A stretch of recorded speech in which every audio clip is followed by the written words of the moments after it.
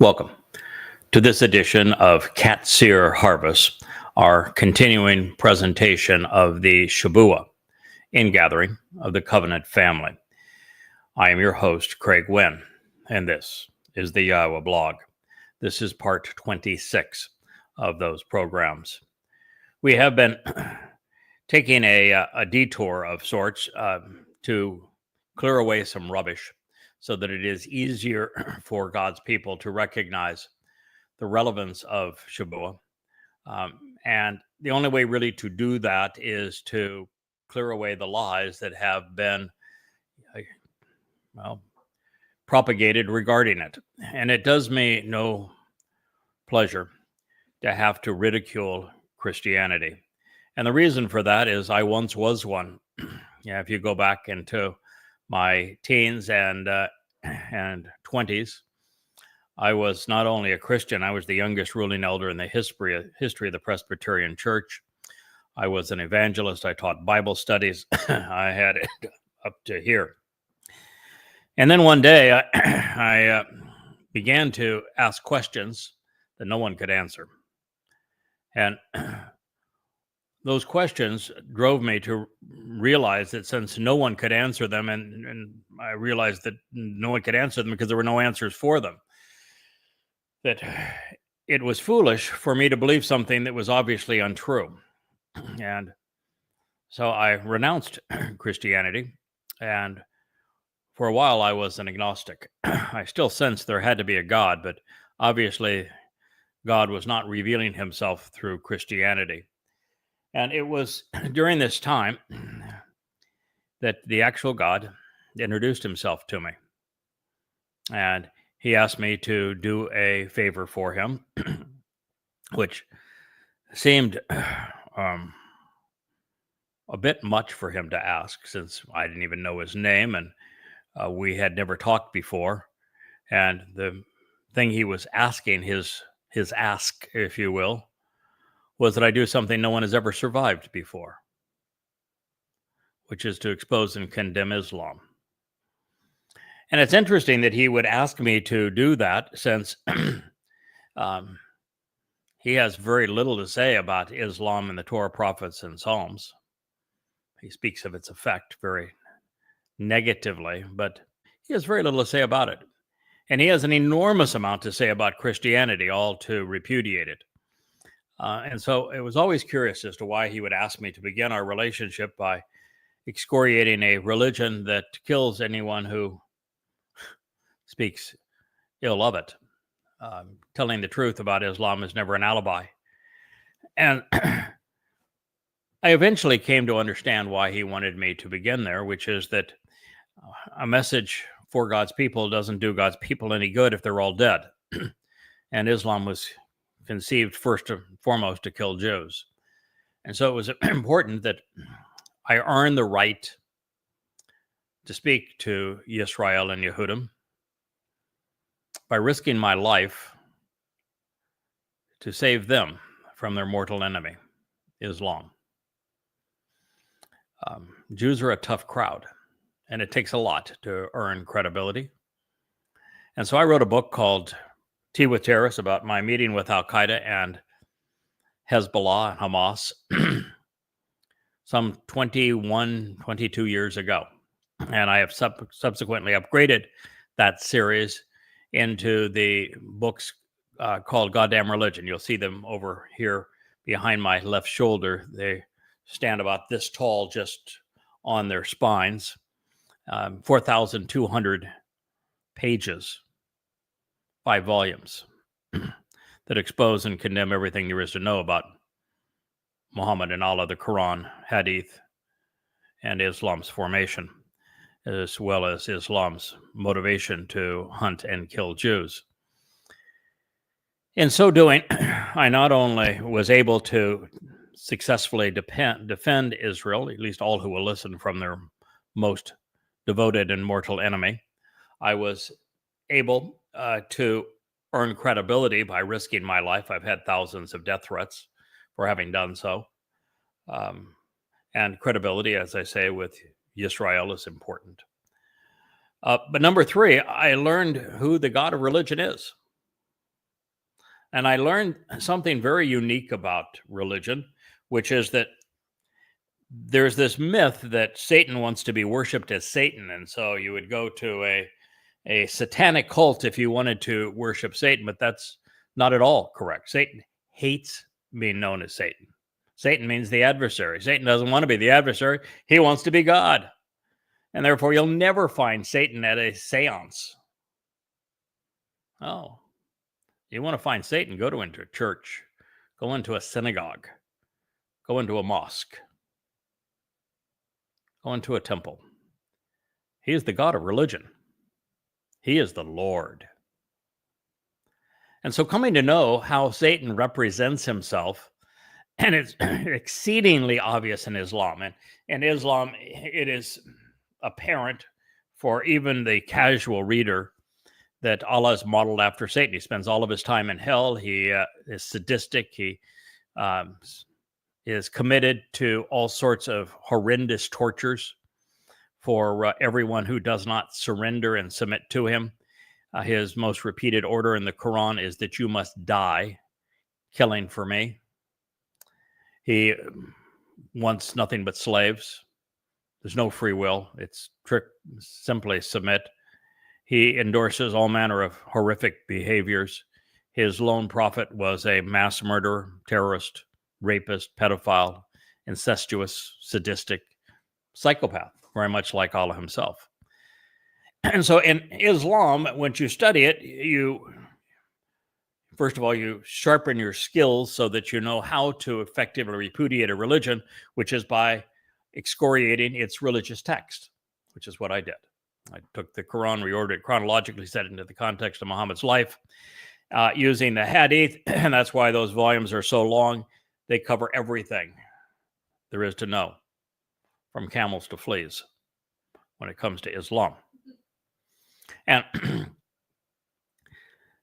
so I learned the discipline of how to effectively oppose religious lies. I came to know exactly how Satan operates. I managed to write something, now particularly after 10:7, that is capable of saving Israel long enough for them to respond favorably to God's message. And I earned my stripes. I earned the right to come into your home and speak to you about Yahweh, to reintroduce you to your God's name and to his beloved Son, who is your Savior, your Messiah and King. After we excoriated Islam, we spent some time beginning to translate, learning how to translate Hebrew. This is now 18 years ago, 19 years ago. And as we did that, I began in the book of Hosea, which was interesting. I was directed there because of the buddy of mine, he's now passed away, but who taught me how to write, a skill set that has blossomed into the 36 books now that I have written over these past 23 years. And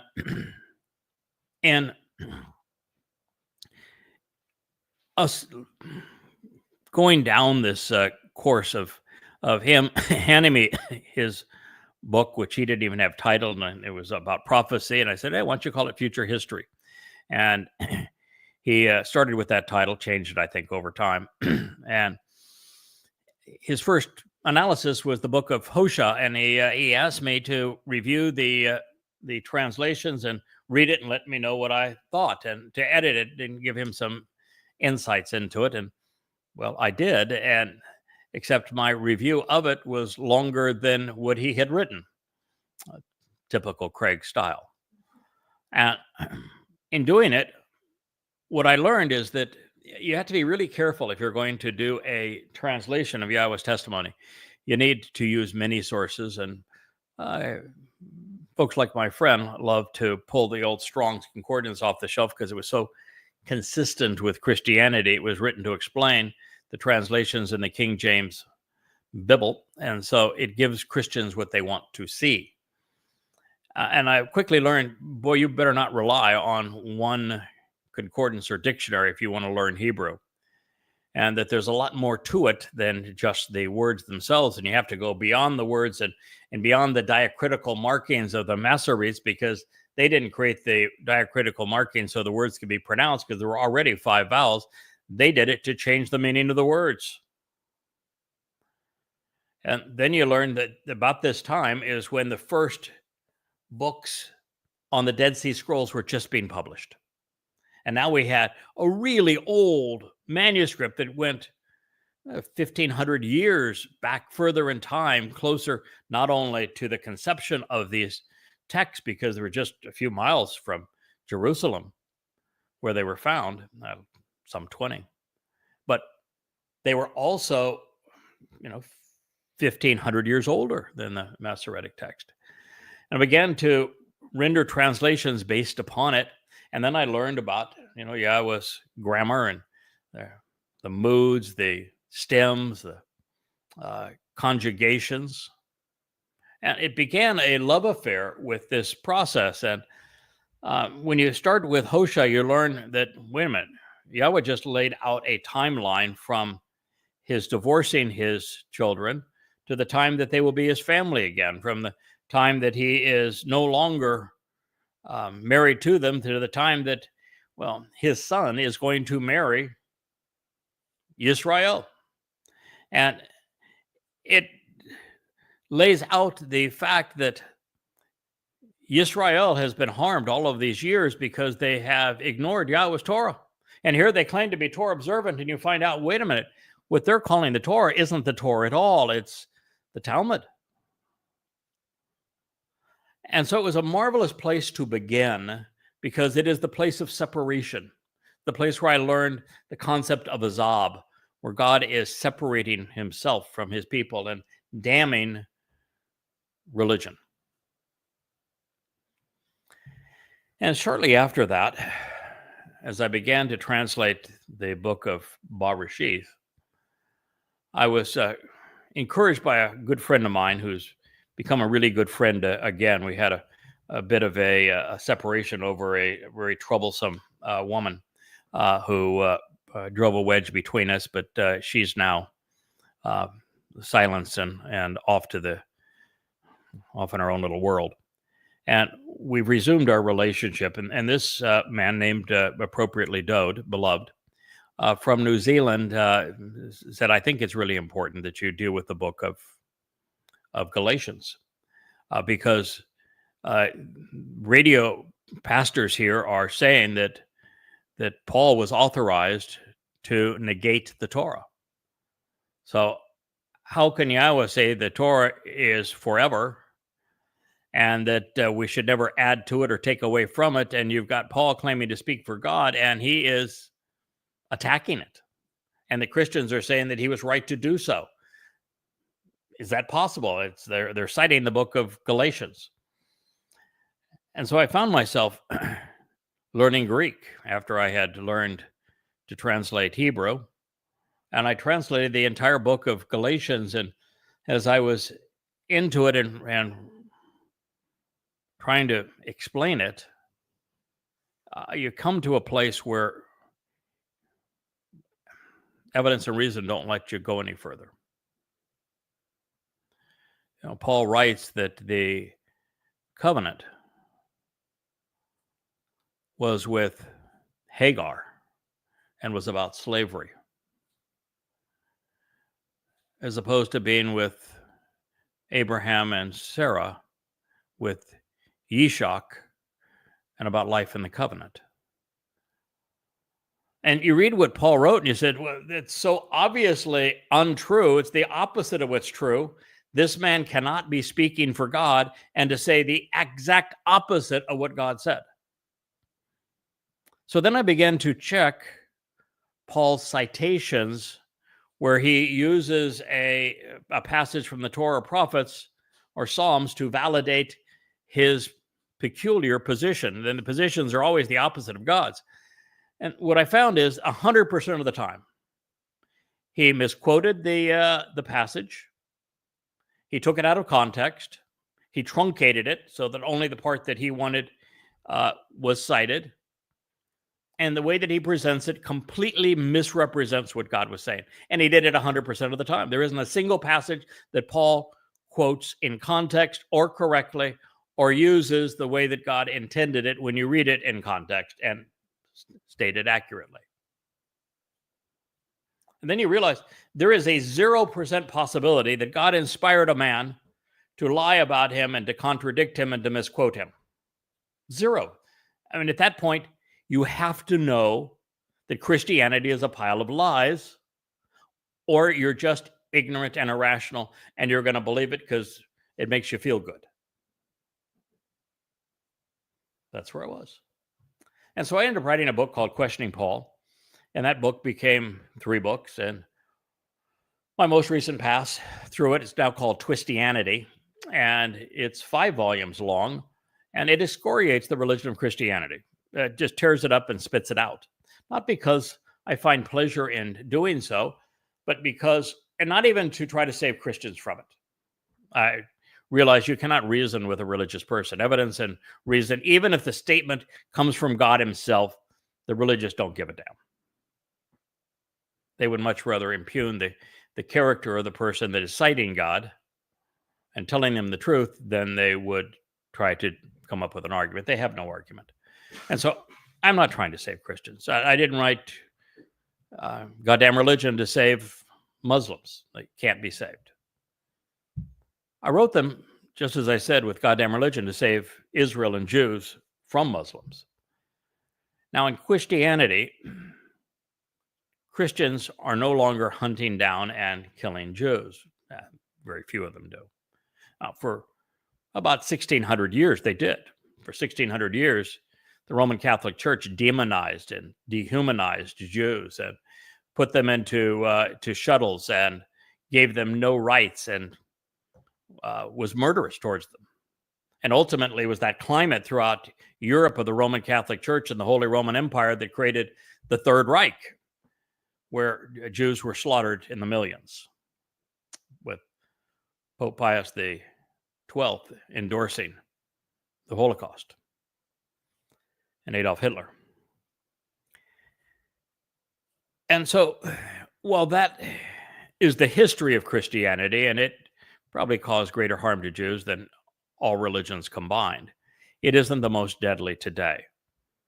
So today, I expose and condemn Christianity, not because I need to protect Jews from it, nor to save Christians from it, but for a very different reason. And it's important as we tell this particular story regarding the Pentecost ripoff of Shabuw'ah.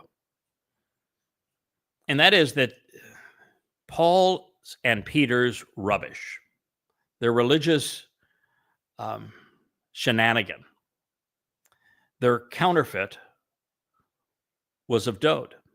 There was no Jesus Christ. There was no Iusu Christou. Never existed. Nobody even close to that was a actual personage. The whole thing is a made-up lie where the attributes and achievements and accolades of Dode David were ripped off to create this mythical misnomer. And the reason that that has to be exposed is because Rabbi Akiba, rather than simply excoriating the lie and causing Christianity to be stillborn before it ever metastasized out of Israel, came up with a false Messiah to thwart the effect of a false Messiah. And he then led Jews further astray. And so what I need to do now is to expose both of them. But that exposure has to begin with the motivation for the false Messiah, Bar Kokhba, by excoriating the false Messiah of Christianity. Because until I remove the rubbish that the Christian religion has piled on top of the most important truth of all time, keeping it hidden, making it even appear disgusting to Jews, even to consider the realization that there really was a Messiah. There really was a Son of God. There is a returning king. And that something marvelous happened to save them in 33 CE, year 4000, with the fulfillment of Passover, matzah, and unyeasted bread. They don't even want to consider that because of all of the harm that Christianity has done to them, degrading and dehumanizing them over the years.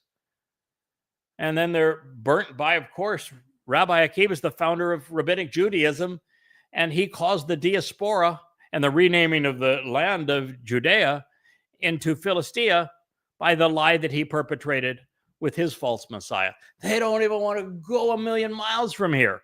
And that's why Satan, as the Lord Jesus Christ, piled this ton of manure right on top of the most important truth that anyone can ever know. And so now we have to hold our noses, we have to clear it away, because buried underneath it is the means to life, the means to approach Yahweh, the only way to survive this planet and man's foolish waste of it alive. So that's why we're doing this. And the lies that Peter and Paul told, particularly now, Peter, as we consider the ripoff of Shabuw'ah's Pentecost, have taken a life of their own. They become exceedingly popular. They have changed the narrative. And when we add to it what Paul wrote about Teruah, where he called Teruah his rapture, this violent snatching away to keep Gentiles out of the tribulation, all perspective is easily lost. It's difficult to break free of the bonds of Christianity. It's had such influence on our culture. And so those lies are tough to wipe away. And until you wipe them away, you aren't going to see the truth.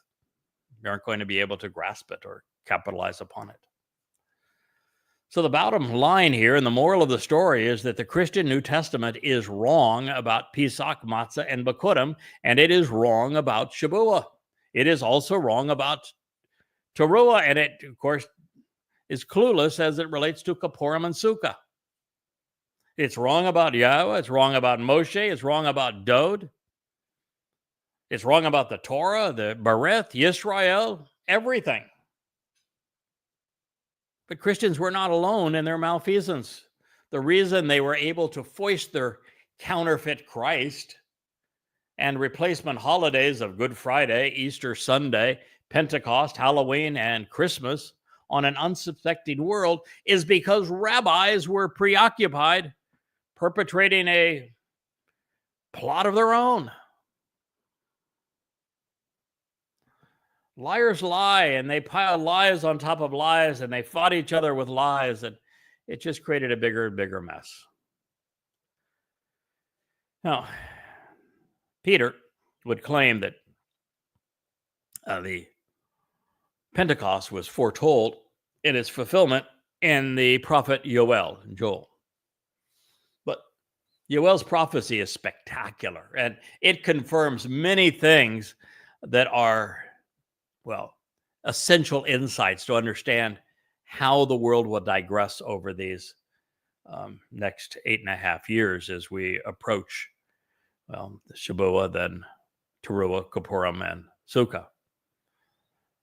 And since Joel's portrayal transpires 2,000 years from 33 CE to the last days of 2033, that alone should have been sufficient to scuttle Peter's testimony, Luke's credibility, and along with it, the notion that Acts was inspired by a being any greater than the snake who slithered out of the garden. Spirit did not come upon all flesh in 33 CE, not even close. In fact, it came on no one.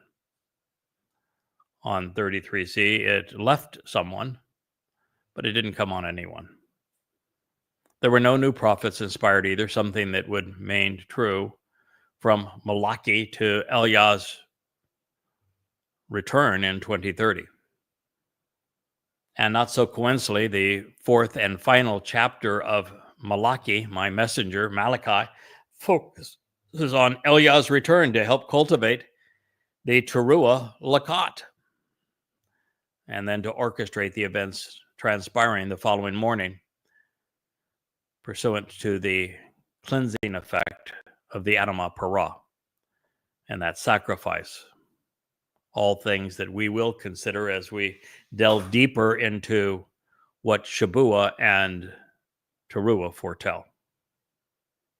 See, this is the most interesting moment in history.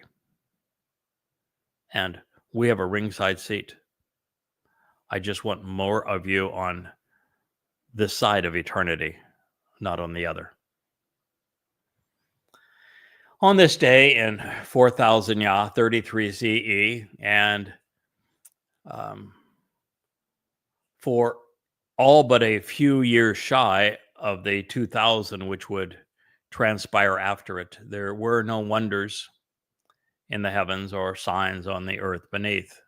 There would be no blood and fire, vapor or smoke, but these would be man's doing, because we would make war on one another. We would pollute this world. It would not be God affecting anything. Well, at least prior to Teruah in year 6000 Yah. The sun was not darkened, although it will be on Teruah in 6000 Yah. The moon did not appear as blood, although it will on Sukkah in year 6000 Yah. And this is because those things would be specific to the fulfillment of Yom Teruah and the sacrifice of the Adamah Parah, the bloody and productive man, as the red heifer. On the Shabbat morning of Teruah on September 24th, 2033, there will be copious amounts of blood. There will be billowing smoke, leaping flames of fire, with torrents of cleansing waters dancing off the Temple Mount. There will even be corresponding solar eclipse, as Yada, represented by the moon reflecting the sun's light, will be sacrificed to give the mortal remnant of Yisrael new life. Further, the great day of Yahweh, when he returns, is Yom Kippurim, the day of reconciliations in year 6000 Yah, not Shabuw'ah in year 4000 Yah. And as evidenced by this writing, no one called upon Yahweh's name, and thus no one was saved under Peter's tutelage. So please tell me, how is it that billions upon billions are fooled by such outright lies? Unable to produce a prophecy or even understand one, these buffoons, Peter, Paul, Luke, couldn't even get their history right. The acceptance of Acts as divinely inspired and the inerrant word of God provides a sad commentary on the perceptiveness of the religious. Most have become as Shimon was portrayed, as dumb as a stone. This momentous miscalculation at an inauspicious time for Christianity is further advanced because, as promised and for comparison and context, what the prophet Yoel actually revealed was pertaining to the days immediately prior to Yahweh's return. And remember, according to Luke, Shimon is said to have quoted Joel 2:28 through 32 to explain the non-event he wasn't witnessing in 33 CE, whose date he did not convey, that had nothing to do with Yahweh, a God who did not know our name, or his Moedim, a concept that he was completely ignorant upon, or his people whom he hated. If I may begin this review of Yoel. Rejoice over these favorable circumstances, children of Sion. Sion means signs posted along the way. Demonstrate a positive attitude with Yahweh. I don't recall Yahweh's name being mentioned by Peter, do you? Your God, not Jesus, Yahweh. For he has provided for you that which is associated with the autumn rains through a teacher who communicates what you need to know about the Torah so that you can be right and thus vindicated. So who do you think that might be? This is Joel talking about the last days, and he's encouraging the children of Zion, which means those of you Israelites, yeah, goyim, if you're sojourning with Israel, who have read the signs posted along the way, which is from Dod's home on Mount Moriah down the ridge line up to the home for Yahweh's name at the summit of Mount Moriah. That's where those signs are posted, taking us from the exemplar of the covenant to the very home of God. So this pertains to those of you who can rejoice over the favorable circumstances that are presented on those signs. That would be individuals who have come to know Dod's role in being symbolic of the covenant and enabling the covenant's promises, and of being God's firstborn son. Demonstrate a positive attitude with Yahweh. Now, that would limit these people, these beneficiaries, to those that know Yahweh's name. And prior to the work that we have collaborated on together over the last 23 years, that would be no one apart from those that I have introduced it to and shared it with. Your God. Which means we've now eliminated all Christians, all Muslims, and all rabbinic Jews. For he has provided you with that which is associated with autumn rains. That means just prior to the fall, which is when Teruah, Kippurim, and Sukkah are fulfilled. So this is a source of life-giving and cleansing waters from heaven that Yahweh has provided for you through a teacher who communicates what you need to know about the Torah to live. It's Moreh. Ma, from inquire about, Torah, source of guidance and teaching.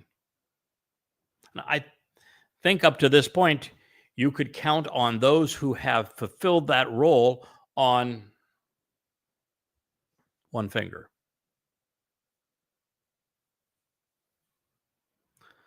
So that you can be right and thus vindicated. Tzedakah, which has been our modus operandi from the beginning. We want to be right with God. We very quickly learned that faith is irrelevant. Belief is irrelevant. Only that matters with God is whether or not you are right. Being good is nice, doesn't get you anywhere. With God, it's all about being right. Sadak. It's all about coming to know the Torah to live.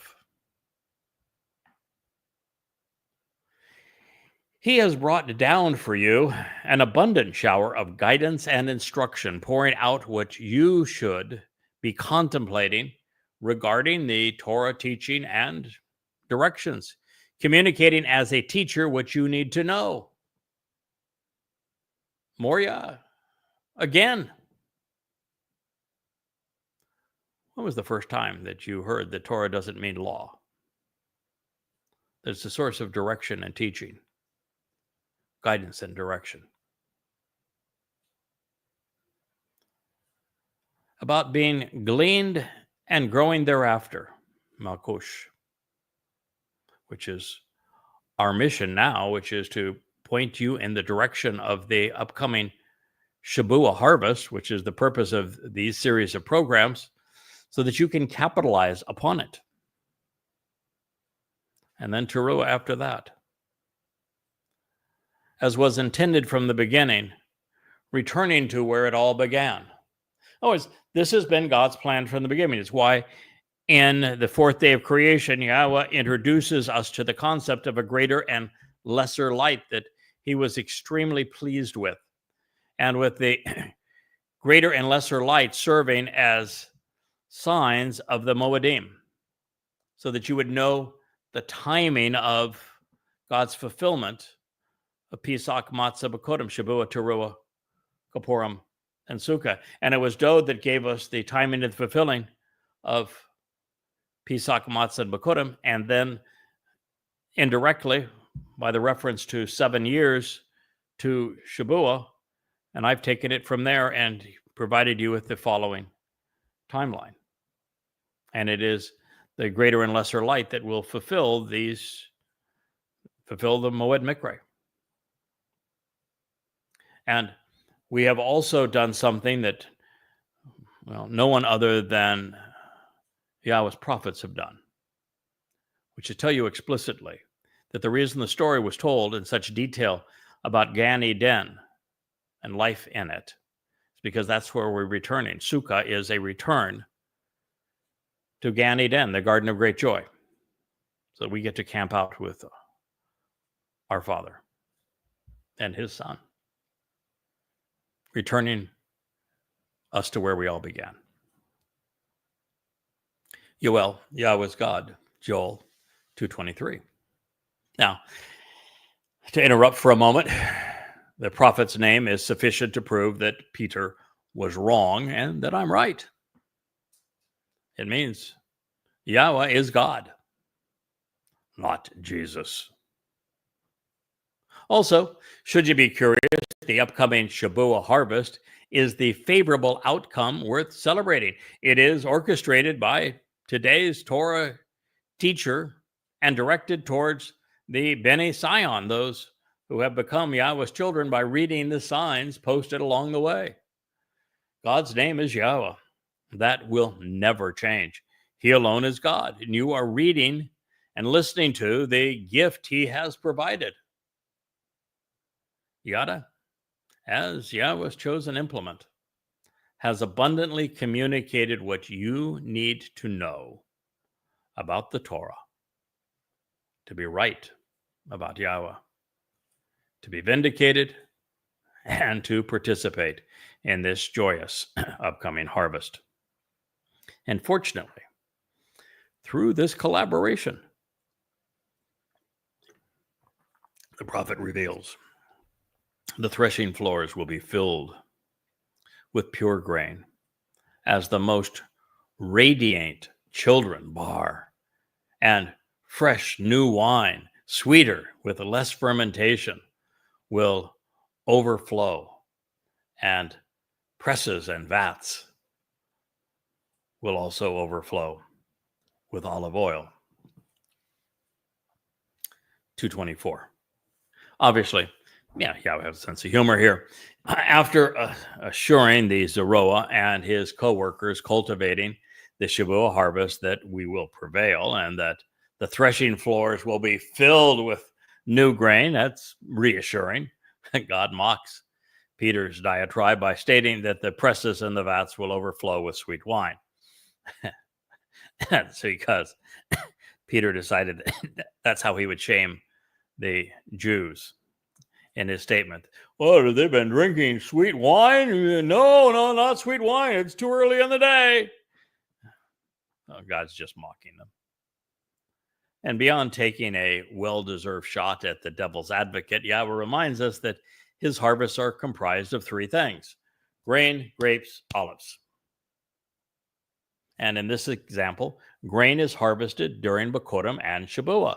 Teruah is an olive harvest, and the grapes which become wine are symbolic of both Passover and Kippurim, where blood is used to either mark the doorway to life or to mark the mercy seat, which is the means to be forgiven and reconciled into God's family. God's a wonderful storyteller. Well, Yahweh always fulfills his promise, including Shabuw'ah, the promise of 7 Shabbats. This is the time for restoration and reconciliation. And even through thousands of years that they have come and gone since God's people were properly fed, soon they will be enormously satisfied. God says through his prophet, I will reconcile and restore by fulfilling my promises. Shalem. That's the whole purpose of Shabuw'ah, Teruah, and Kippurim leading to Sukkah.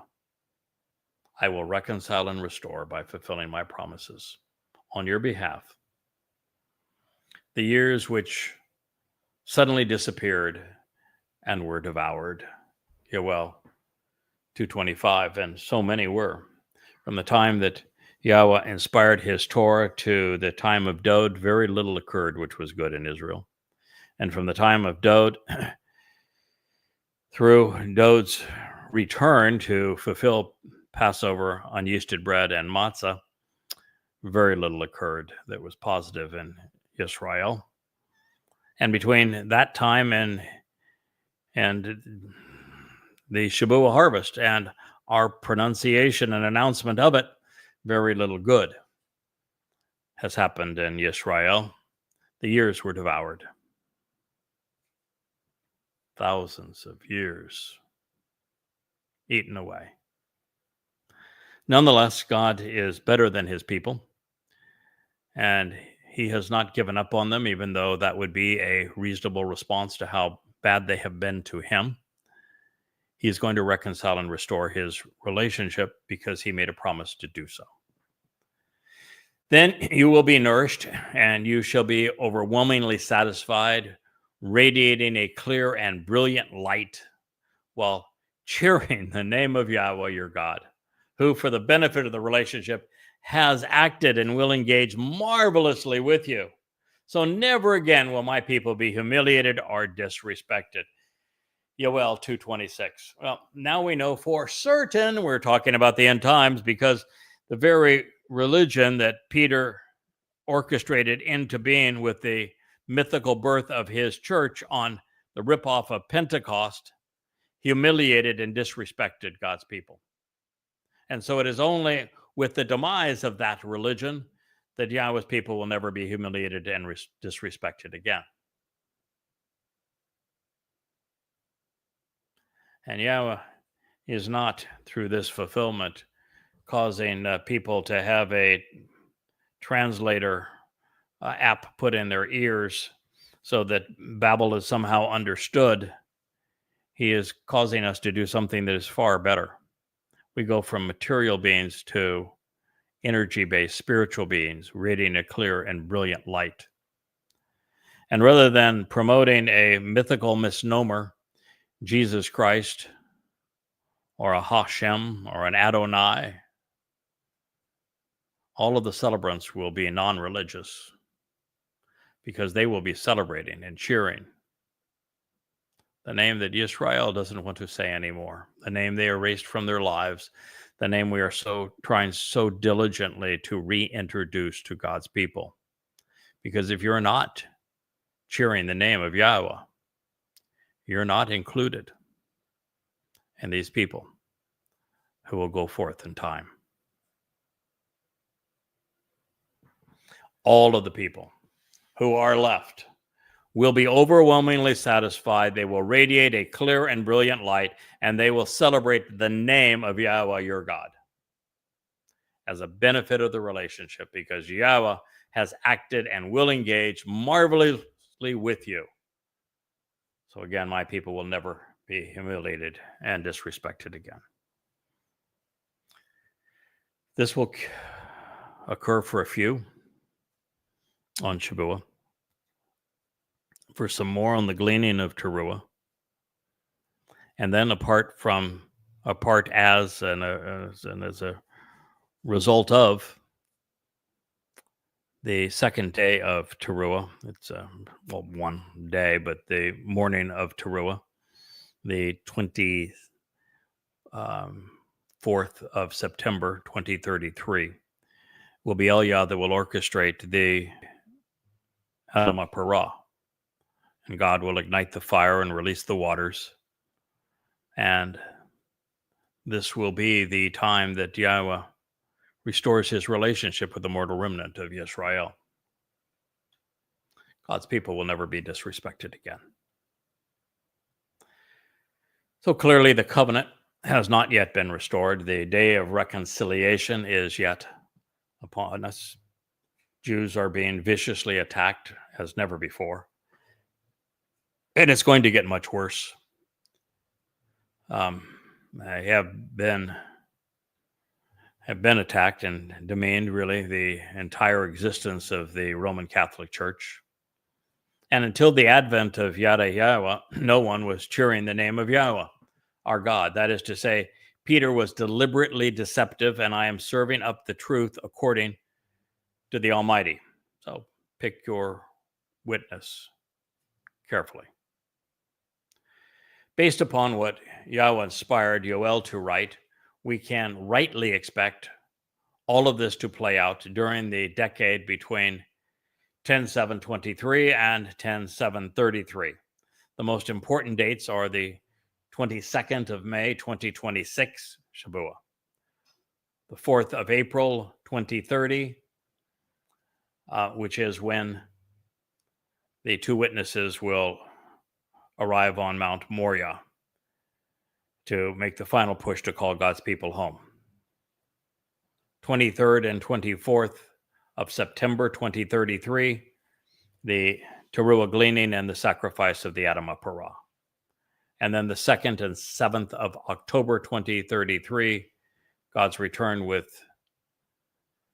Dod on Yom Kippurim, and then the beginning of the 1,000-year celebration of Sukkah. These dates represent the Shabuw'ah harvest and the beginning of the time of Israel's troubles, the Teruah gleaning and the sacrifice of the red heifer, God's and his son's return on Yom Kippurim, and the end of Jacob's troubles, and then of our return to Eden on Sukkah. Write it in your calendar. Be ready. When Yahweh speaks of being with Yisrael, he is addressing his people, beginning with Abraham and Sarah, Yishak and Ribkah, Jacob and Leah, and then on to the likes of Moshe, Yahusha, Caleb, Shamuel, Dod, Yoel, Eliah, Yashaya, Yirmiah, Zachariah, Malachi, and Yada. And his family now includes the children of Yisrael who are being led home through the text of Yada Yahweh and through the results of the Yahweh blog. These are God's people today.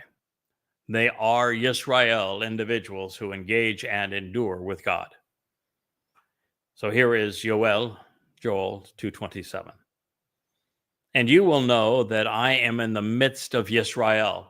I am Yahweh your God, and there is no other. My family will never be disappointed or experience distress again throughout the remainder of time. So you're going to know Yada, and that God is in the midst of Yisrael. Well, this means that Peter and Paul didn't speak for him because they robbed Israel of all of the promises God made and said that the new favorite people were Gentiles, Romans, and Greeks, part of their church. And yet, God's not predicting and promising that he's going to be in the midst of a Gentile church, is he? He says, I'm going to be in the midst of Yisrael, which means that Peter and Paul lied.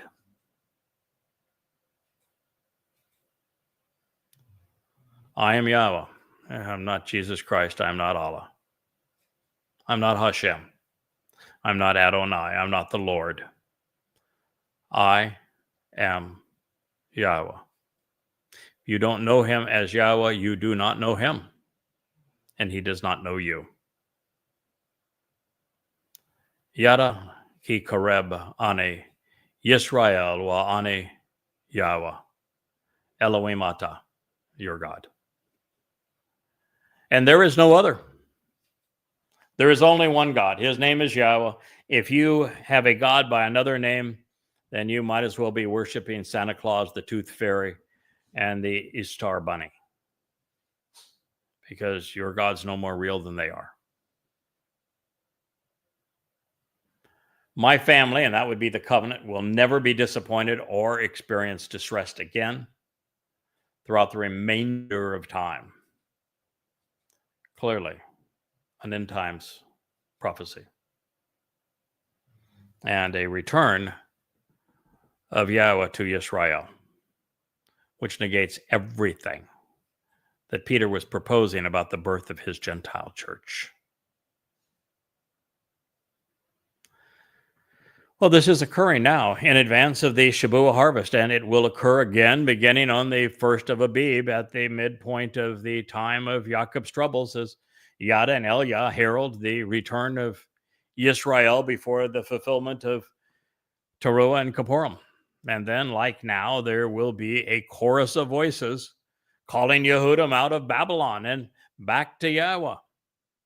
To participate, we must know our God by name, and we must be actively involved sharing his testimony.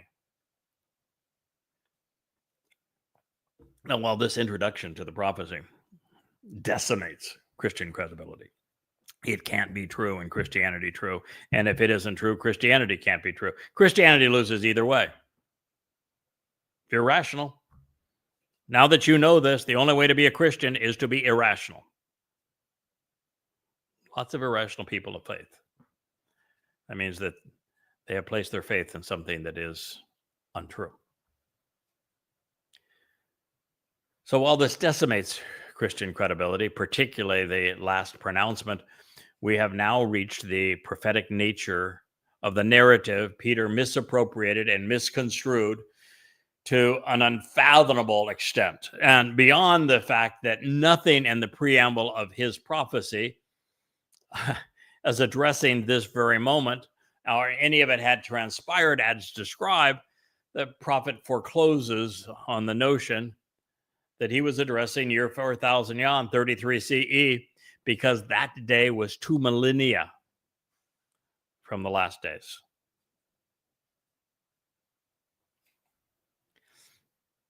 And it will literally come to pass at that very moment, during the last days, Akar. Therefore, I will pour out my spirit upon all who hear and proclaim the message, and they will be inspired by the Spirit. Your sons and your daughters, as well as your elderly, will have their thoughts guided by divine revelations and be empowered as a result. Your young will be capable by choosing to continuously witness, observing, and considering these communications from God. Joel 2:28. All right, so this is what Peter misappropriated and Luke cited. And yet it speaks of the last days. So it means that they were either false prophets and thought that 2,000 years ago was the last days, or they're just creeps and thieves. Take your pick. Don't care which one you choose. So it will literally come to pass this very moment during the last days, therefore, that I will pour out my spirit upon all who hear and proclaim the message. That has not happened before. There's one time when Yahweh's spirit was shared amongst 70 individuals. It was the time that Moshe complained bitterly that the job that Yahweh had asked him to do was impossible, and he was really having a fit over the irritable nature of Jews. And Yahweh said, okay, I'll give you what you want. You want help? You think it's going to be better with these bozos? I'll share the spirit that I placed on you with the 70. And, they acted like big shots, and says that they prophesied for a short while. And we don't have a word of what they said, mind you, so it wasn't much value, was actually of no value. And then they ceased. Well, since that time, there's no mention of the Spirit of Yahweh coming on anyone other than it certainly came on Dode, forcefully, overwhelmingly. And Dode, as a result, was able to proclaim the message. And we have written testimony of what Dode had to say as a great prophet. The only time that that the Spirit of Yahweh is presented as multiples is in Yasha'yah in the 11th chapter, where the 7 spirits of Yahweh come upon the Choder to cause the Choder to be wise, to be intellectually capable of being the first to discern Yahweh's testimony for thousands of years. Being Bien, which means that he would be the one who would be able to make the connections necessary to understand, the first to do so in thousands of years. That he would be the diat is empirical wisdom and knowledge that is derived from Yada, and that he would have this kind of knowledge and wisdom. He is going to be the beneficiary of the spirit of Gabor, which means exceedingly bold, blunt, powerful, a man of very forceful thoughts and words. It's going to be really heroic in God's eyes and to what he achieves over time. And that with the Spirit of Yahweh, he is going to come to respect and revere Yahweh. And this is unique because that's the only person in, 2,500 years that Yahweh has poured the Spirit upon. The same individual that he was speaking of is providing the autumn rains and the flood of teaching.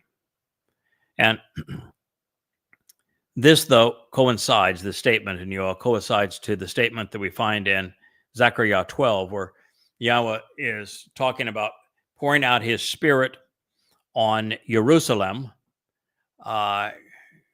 in immediate advance upon his return with his beloved Son, whom he's saying that Jews allowed to be pierced, crucified.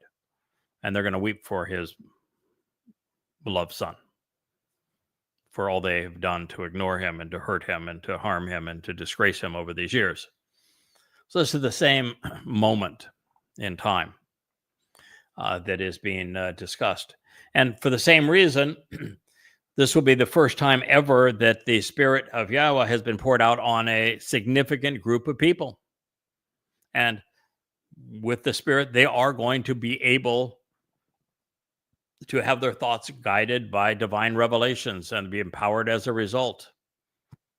They will become vastly more capable, being effective witnesses. They will be observant, considering these communications of God. And at this point, there is no reason for them to ever cease, because we're in a very different world upon this moment, because at this time, God's expunging all religion and all politics and all conspiracy from the earth. So all there is left is those who know and love Yahweh. And so the Spirit can reside on us, just as Yirmiyah 31 tells us at this time that Yahweh is going to write a copy of his Torah guidance inside of us. So we're going to be fully equipped to live in God's presence. Also, upon those who work and upon those engaged in the service to the family in these days, I will bestow my Spirit. So there will be those who will be engaged in the work of Yahweh after his return that will also be empowered by the Spirit of Yah. And I can tell you that the Spirit of Yah, and that I share the seven spirits of Yah, they have settled upon me to do this job. It's really a very comfortable situation. It's not as Peter says. There's no burning sensation. It's not overwhelming. It's just a sense of confidence, a sense that everything's going to be understood when it needs to be, and that we're going to have the ability. You know, I'm an older guy now, and yet I can still put in 12, 14 hours a day doing this because I'm buoyed by the Spirit, empowered by the Spirit. And so it's an uplifting thing. It's this sense of knowing that you're going to get it done because you're being assisted by God, and that God's not going to allow you to fail. All you have to do is come at it with the right attitude and the willingness and the devotion, the steadfastness, and the Spirit will assure our success. And that will be true going forward after Yah returns. So as the world collapses all around Israel during the time of trouble, and particularly during the last 7 years after the Shabuw'ah harvest, there will be a revival in the promised land with the chosen people. Open and declutter your mind. Focus your eyes on the Torah and the prophets as they are presented and explained throughout Yada Yahweh and throughout the Yahweh blog. Listen to God and then respond. Let's sing his son's songs. Now you notice this says nothing of babbling away in a foreign language. We'll all be speaking Hebrew then. It says nothing of Goyim or of a church. It speaks nothing of prophecy, of which there was, well, none in the New Testament. Not a stick of it.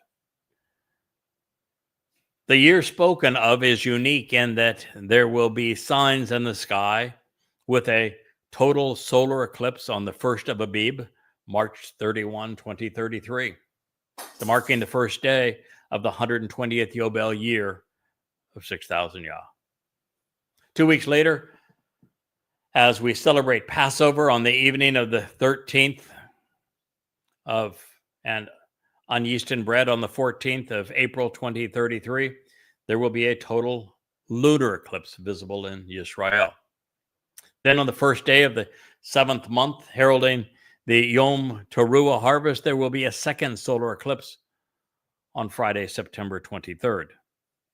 The fourth eclipse will be the lunar eclipse, occurring 15 days later on the Shabbat of October 7th, to acknowledge the celebration of Sukkah.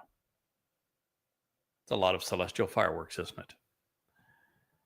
We're not told when Yoel, Yahweh is God, was inspired to memorialize these profound prophecies regarding our time. It's really not even important because he wasn't talking about his time. He's only talking about our time. The most logical conclusion, however, would be that he was in the final succession, thus immediately before Zechariah, maybe around the time of Malachi, maybe between the two of them. Though through this insightful man, God would say, then I will provide signs in the heavens and on the earth, just as I've shared with you. Blood and fire. Yes. Well, it's going to be my blood. And Yahweh's going to ignite the fire. Because on Teruah, that will be the final sacrifice, that of the bloody red man of the earth, the Adamah Parah. Then I will provide signs in the heavens and on the earth, blood and fire, with columns of smoke. Yes, it is a sacrifice where the body of the Adamah Parah, my bludgeoned body, bludgeoned by Hasatan himself, will cause the smoke and ashes that are described in the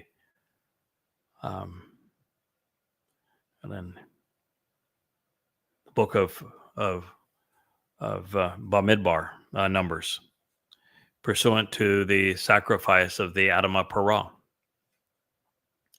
And so there's the 19th chapter of Bamidbar, Numbers, where the ashes are specifically described along with the water and the fire, and that it is the means to cleanse the adulterous woman that represents Yisrael in Numbers 5.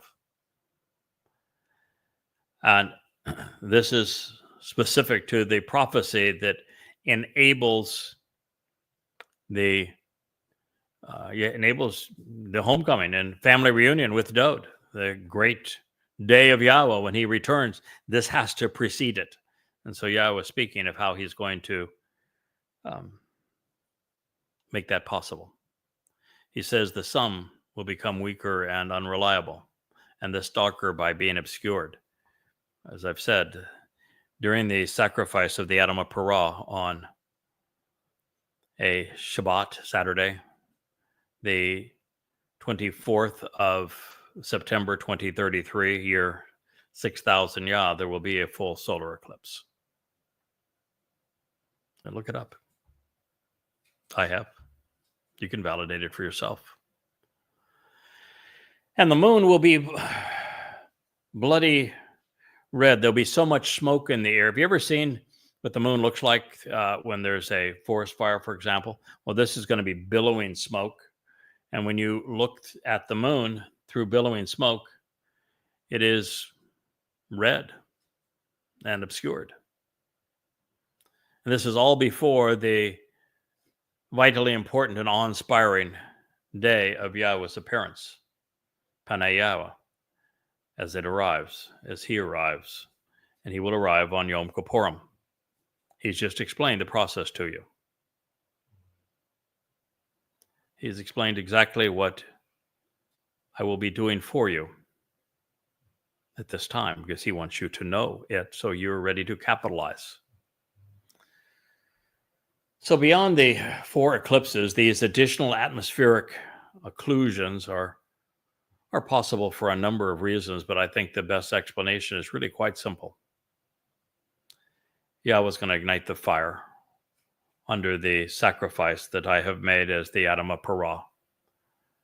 And the smoke and those flames are going to leap up into the heavens as the waters gush off the Temple Mount to incinerate the rubbish that has come to obliterate God's people while purifying and cleansing this mortal remnant of Yisrael for Yahweh's return.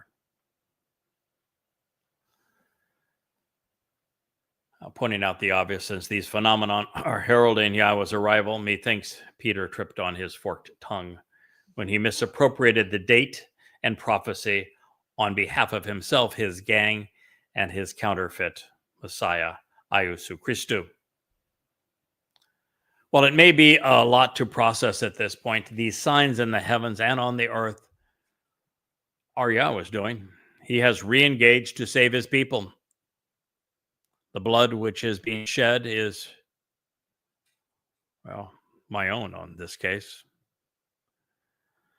There will be, prior to that, great bloodshed that would be perpetrated by Muslims against Jews. They're going to flood into Israel and numbers 1,000 times greater than on 10/7/23. Yes, you heard that correctly, 1,000 times greater. And they're not going to just flood into Israel from the west, but this time from the south, the east, the north, and from the inside out, because by that time, a state of Islamic terror will be carved out of the heart of Israel. It will be a horrible, horrible experience. The reason the sun is becoming weaker and less reliable is that for just a moment of time, Yada, represented by the moon, does take center stage and then quickly gives way to the sun, who is Dod. And the actual sun actually becomes less important because Dod returns as brilliant as the sun, as God's and Yahweh's presence. So Yada represents the moon reflecting the sun's light. He is He is pictured as bloody red because he will be viciously attacked by Satan and his ilk between Teruah and Kippurim, which is actually fortuitous because of what the red heifer portends in this situation. And also representing the bull, which makes Yisrael presentable in the end. A smattering of blood will anoint the mercy seat of the Ark of the Covenant while facilitating the family reunion. And all of this is orchestrated by the greatest MC in human history, Elia. Elia is the one who's going to be the master of ceremonies at this great event, something that he was trained to do exactly 40 Yobel, 888 years prior to the day when another bull was sacrificed over the same timbers, with even a toba thrown in to make the connection between that sacrifice and this one, and also the one that Dode himself made. And then the waters this time will be supplied by Yahweh as he unleashes a torrent from beneath the Temple Mount, and he ignites the flames as he once did, as Elia, having practiced this now against the religious and political establishment of Israel, will be in his glory. And it will be the greatest spectacle ever seen on earth. And the result is that this mortal remnant of Israel will be prepared for Yahweh's return. They will be cleansed as the adulterous woman becomes the bride of the returning Messiah.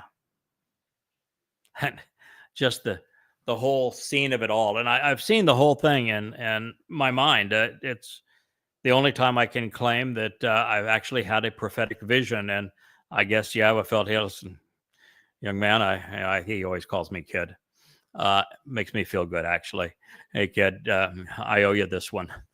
Since you're not the star of the show, Elia is really the star of the show, and I'll be there too. But you are performing your role, and I owe you this one. I'm going to share with you what's going to happen, so you're prepared. And the entire Temple Mount has been cleansed. There's a replica of the tent of the witness, the restoring testimony, where the tabernacle, the Yahweh's home, the temple once stood. Dome of the Rock is gone. Alaska Mosque, of course, is gone. And this spectacle will begin overlooking the house of Dode on the southern end of the Temple Mount and move to the middle and will be visible for all Yisrael. And Yahweh's going to make certain that this event is seen by everyone in the world. And at this moment, Israel is prepared. It's all cleansed and ready for Yahweh's Dode's return. It's I just feel thrilled and honored, even if my role is to be the bloody red cow in the midst of it. I just feel thrilled and honored to be a part of it, and to help facilitate the ultimate family reunion. So Yahweh is offering his family not one, but 2 all expense paid trips out of harm's way. And so it says, and it shall come to pass at that moment in time that all who receive the benefits of the relationship call out to meet, and the name of Yahweh will be spared and delivered, protected from danger and saved from harm. Indeed, with the mountain of the signs posted along the way, and in Jerusalem, there will be deliverance for a remnant, just as Yahweh has promised. And among the survivors within the remnant will be those benefiting from the relationship whom Yahweh has invited and welcomed. Yoel, Yahweh's God. Joel 2:32.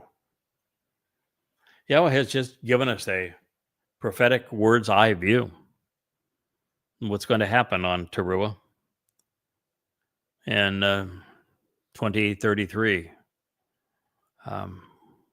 which is year 6,000 Yah. I'm hoping that those who are listening are there with me, one way or another.